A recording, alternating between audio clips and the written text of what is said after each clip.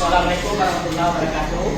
Waalaikumsalam warahmatullahi wabarakatuh. Bagaimana kabarnya hari ini? Alhamdulillah, Sisi Anda pendidikan maju luar biasa. Baik, sebelum kita masuk ke pembelajaran kita pada pagi hari ini, terlebih dahulu mari kita berdoa. Siapa yang memimpin doa? Oke, silakan Alvaro untuk memimpin doa. Siap di tempat, hormat, tegak, salam. Assalamualaikum warahmatullahi wabarakatuh.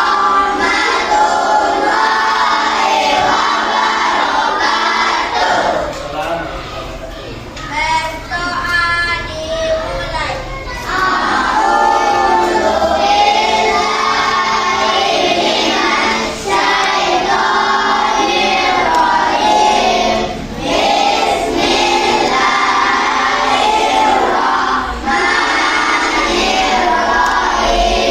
Silakan periksa dulu ya sampah-sampah yang ada di dekat tempat duduknya masing-masing. Itu sudah bersih semuanya ya? Oke, sudah siap untuk belajar pagi hari ini. Oke, kalau tidak ada sampah berarti saya langsung mengambil absen ya. Oke, pagi ini siapa yang tidak hadir? Hadir semua. Mantap ya, kelas 5 hari ini hadir semuanya. Tepuk tangan dulu. Oke, untuk meningkatkan rasa nasionalisme kita kepada negara Indonesia kita, kita menyanyikan lagu nasional dulu. Oke, silakan berdiri semuanya.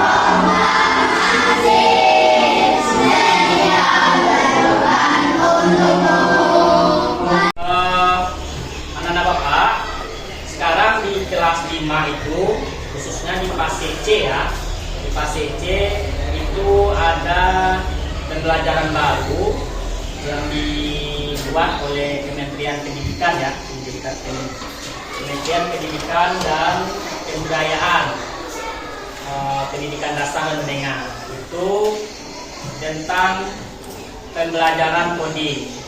Apakah anak-anak Bapak sudah pernah mendengar apa itu coding?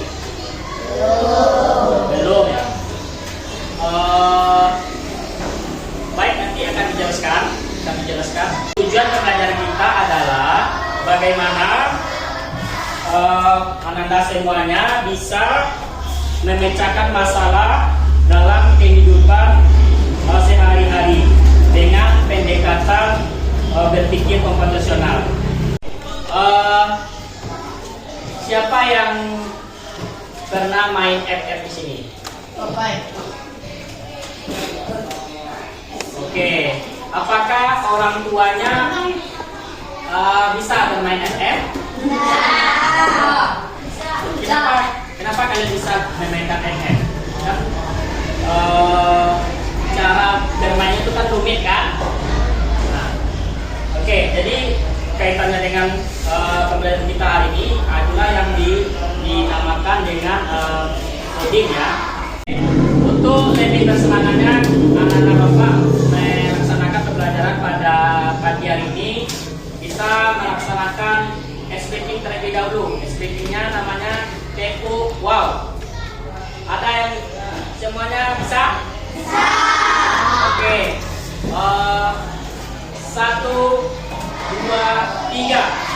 Dikasih W, dikasih O, dikasih W. Wow,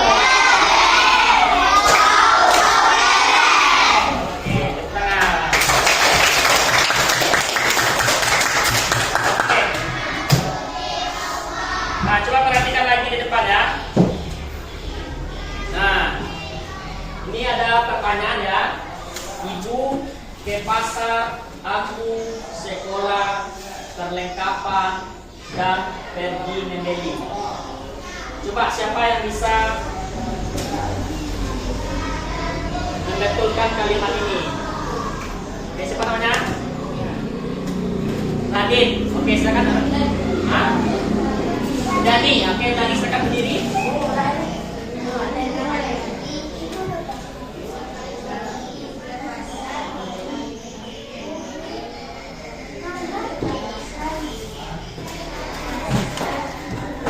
Oke, silakan duduk.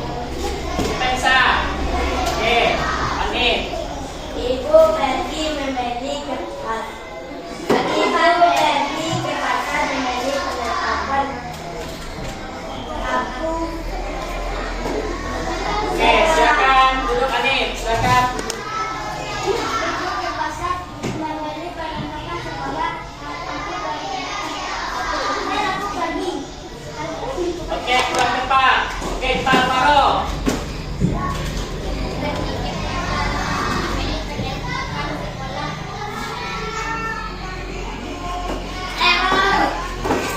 Coba lagi bisa.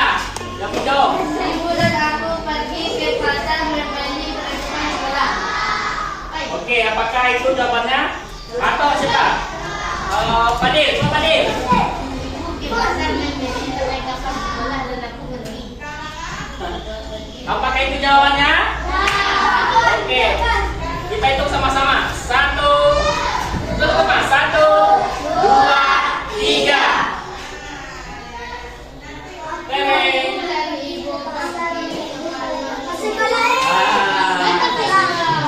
Siapa yang betul?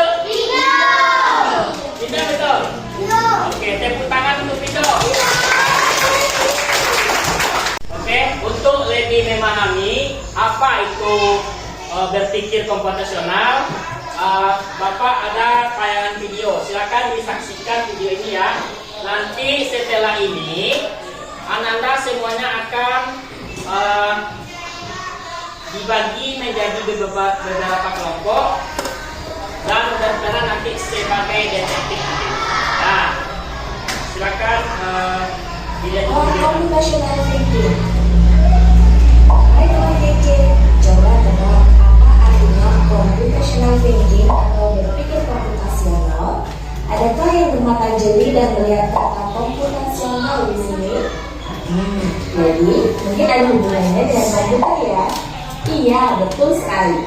Jempol buat kalian yang sudah menebak dengan benar. Berpikir komputasional adalah proses berpikir untuk menyelesaikan masalah dengan efektif dan efisien. Dalam ilmu komputer, proses berpikir ini dilakukan sebelum mulai menulis coding atau pemrograman. Jika sudah direncanakan dengan baik, maka coding yang ditulis akan sesuai dengan kebutuhan dan dapat diselesaikan dengan cepat dan tepat. Tapi ternyata berpikir komputasional juga bisa dilakukan tanpa komputer dan tanpa internet loh. Malah sebenarnya kita pun sudah menerapkannya dalam kehidupan sehari-hari. Mulai dari menggosok gigi, mencatat penugasan pelajaran, hingga menyiapkan tas untuk sekolah besok. Wah, kalau kita sudah bisa menerapkannya setiap hari, berarti kita semua sudah mahir dong. Belum tentu. Contoh-contoh tadi kan menerapkan berpikir komputasional pada masalah yang sederhana.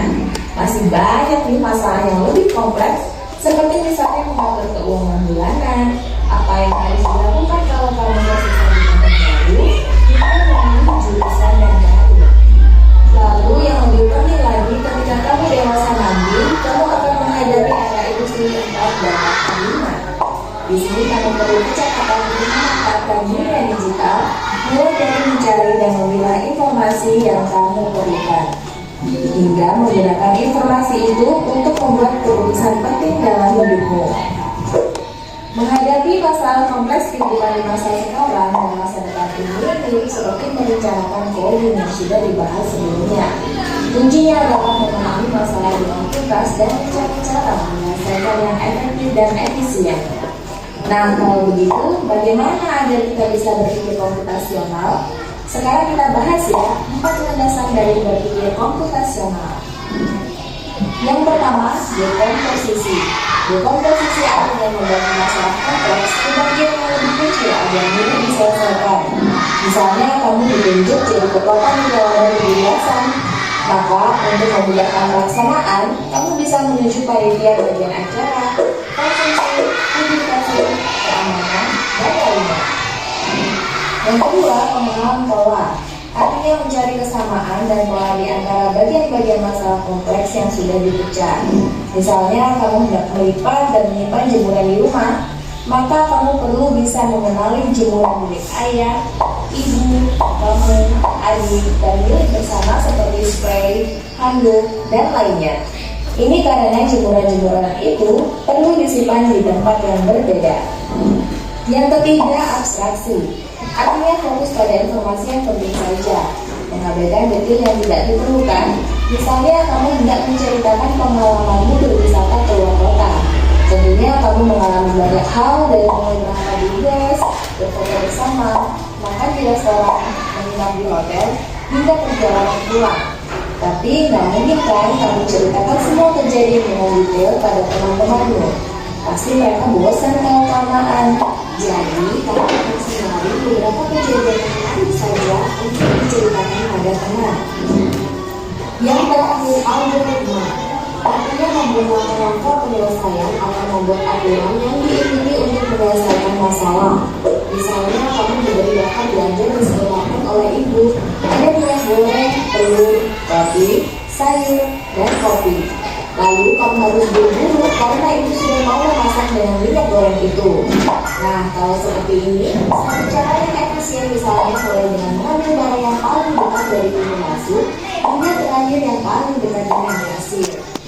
Nah, itu dia 4 landasan berpikir komputasional yang perlu diterapkan untuk memecahkan masalah yang kompleks. Lalu berikutnya, apakah ada cara untuk mengasah kemampuan berpikir komputasional? Tentu ada. Selain bisa coba kamu terapkan ke masalah sehari-harimu, kamu bisa juga latihan soal untuk mengasahnya. Misalnya, gurumu akan memberikan soal-soal computational thinking di mata pelajaran matematika, bahasa Indonesia, dan IPAS dalam kurikulum mereka. Selain itu, kamu bisa ikut tantangan geografi Indonesia juga. Yuk coba simak satu contoh soal computational thinking. Dalam bis studi wisata, ada 3 kelompok anak yang akan diantarkan ke 3 tujuan berbeda.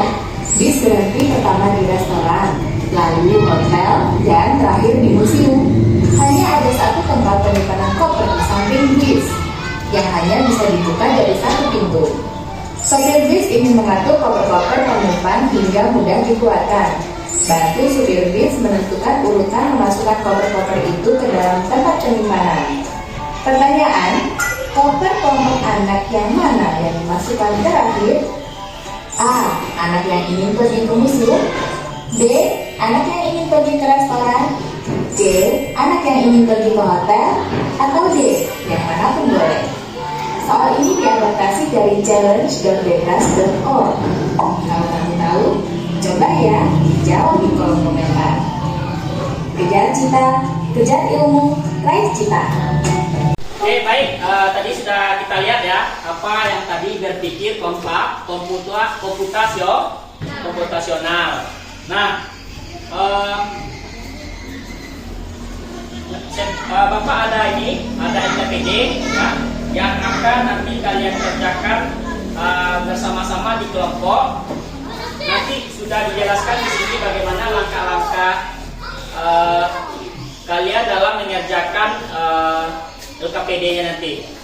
Silakan bikin kelompok 4 kelompok. Silakan. Kelompoknya sudah siap ya. Ini sampai bagikan per kelompok nanti. Ini kelompok 1, kelompok 2, kelompok 3 dan di ujung sana kelompok 4. Nah, nih.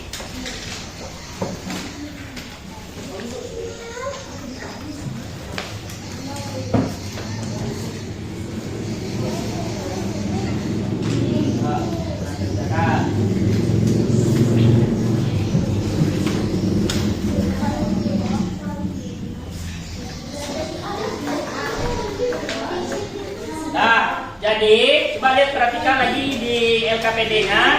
Jadi misi kita pada pagi hari ini yaitu kita sekolah kita ini dianggap ya sekolah yang hilang keindahannya, karena di sekolah kita ini banyak sampah, tidak teratur, bunga-bunganya gersang, tidak disiram. Nah, tujuan kalian semuanya di sini sudah ada apanya, tugasnya masing-masing ya.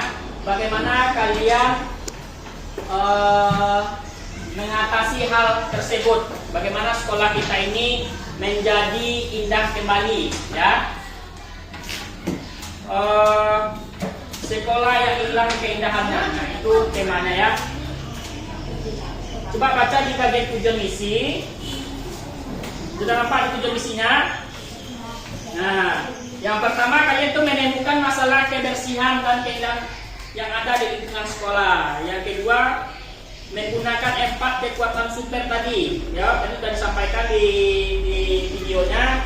Ada yang dekomposisinya, pengenalan pola, abstraksi, dan algoritma. Nah, silakan ini dikerjakan berapa menit nih? 10 menit. Oke, silakan kerjakan selama 10 menit. Nah,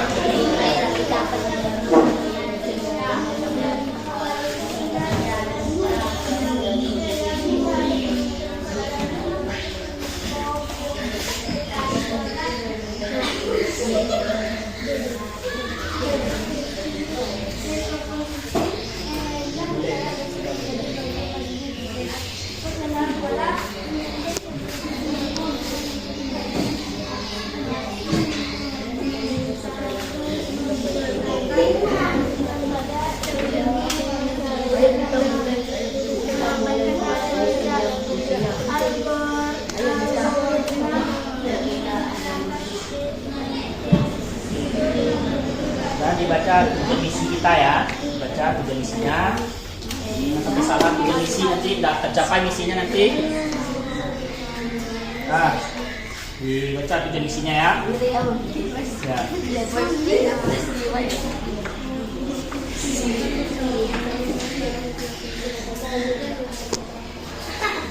Bagaimana?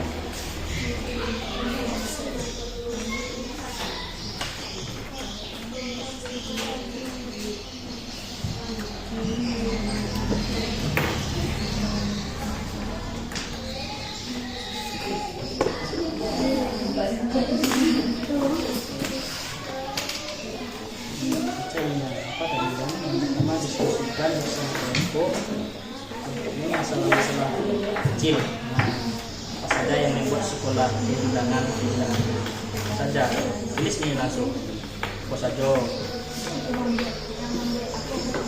ya yang di rumah banyak tuh.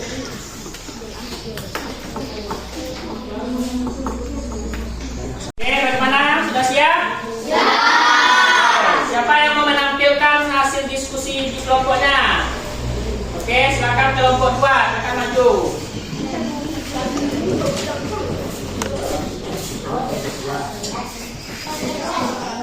Assalamualaikum warahmatullahi wabarakatuh. Waalaikumsalam warahmatullahi wabarakatuh. Kami dari kelompok 2 akan membacakan hasil diskusi kami. Nama kelompok Asifa, Adrian, Dani, Abdul Ismik, Zahid.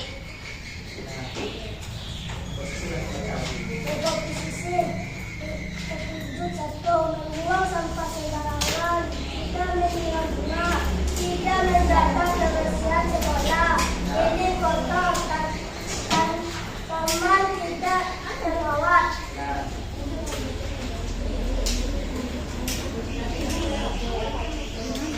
Sekolah.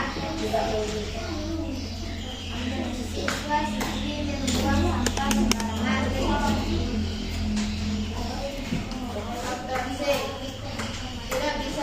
tidak membuang sampah pada tempatnya.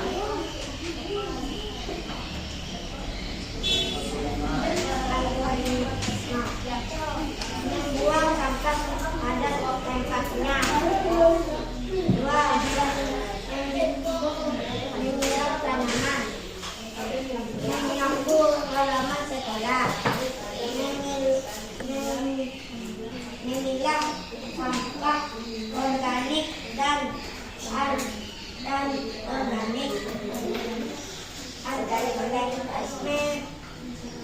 Memisahkan sampah organik dan anorganik.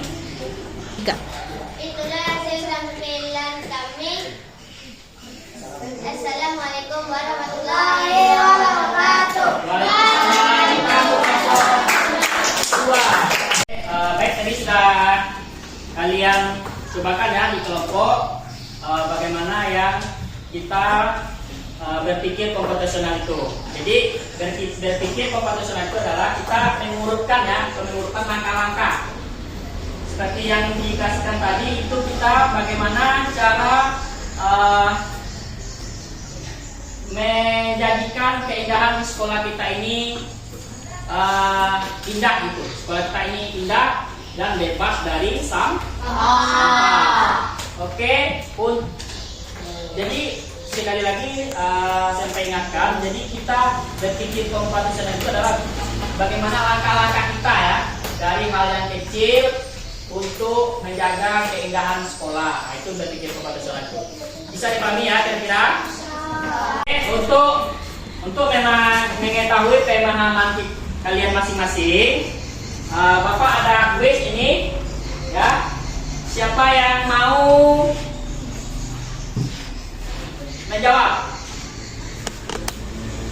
Oke, coba Anif ini nomor berapa?